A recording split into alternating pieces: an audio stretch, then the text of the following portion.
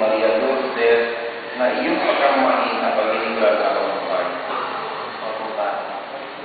Kayo ba ay handang malugayin at palakihin ang mga anak niya, ang mga anak na ibibigay sa inyo ng Diyos bilang mabubuting Kristyano?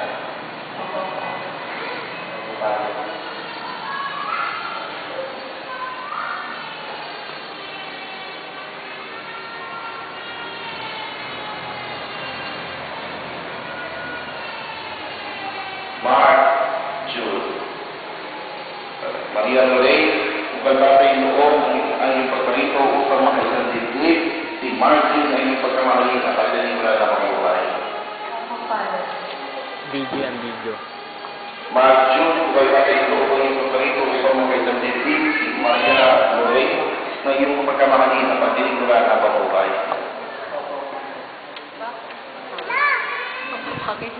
Diba ay lang kalugayin at palakihin ang anyong anak at ang ibigay pa sa inyong anak ng Diyos bilang mabubuting Kristyano?